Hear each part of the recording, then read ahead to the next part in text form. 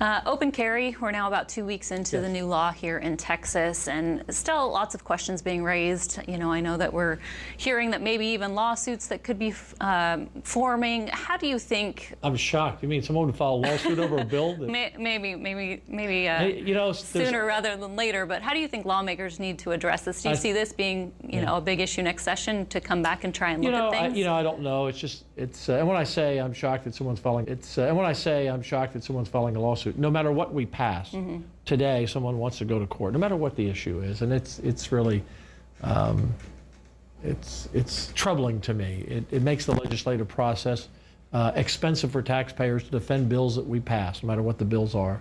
It could be education, it could be health care, it can be photo voter ID. What I think is interesting is that a lot of people don't know this, but we were the 45th state to pass open carry. Now, we're the biggest. Only 5 states, as I recall. I was on Meet the Press a week or so ago, and so I'm doing this from memory, but the only place that doesn't have open carry is Florida, Illinois, South Carolina, California, and I'm forgetting the 5th state. But we haven't had any problems anywhere in the country with open carry.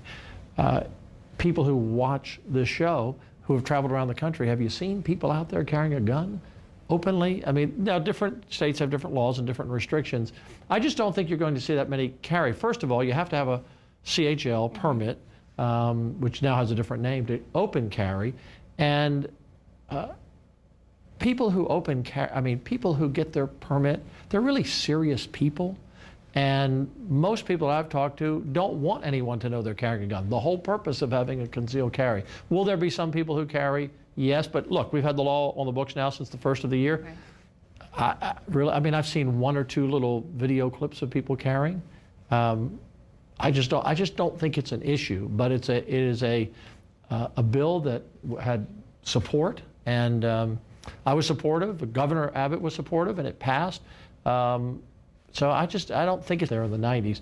Everyone said, oh, it's going to be, you know, it's going to be terrible for Texas. The truth is, people who have a CHL, which nearly 900,000 Texans have one, have 12 times less of a chance to commit even a misdemeanor. They're very responsible people, and so I think we're fine.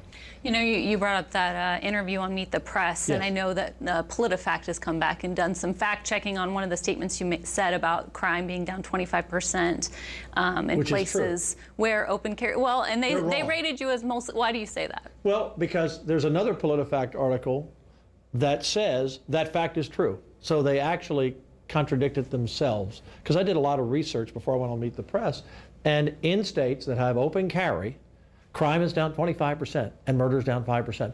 That's a true fact, and that's all I can tell you. And you know, PolitiFact is an organization that likes to sit back and nitpick this or nitpick that, and it's like, well, who put them in charge to question everything everyone says? And what I mean by that, for example, in the article, because it was a Florida senator who was the subject of a PolitiFact article, and he used those same stats. They had to go out of their way to find some professor who said, well, while it's true that crime is down 23% in these states and murder is down 5%, we don't know if it's really because of open carry. Well, it could be a lot of things. The point is that in the states that have open carry, crime is down 23%, murder is down 5%. That's just true, no matter what PolitiFact likes to say. Well, they may come back and check you again. Well, it won't be the first time.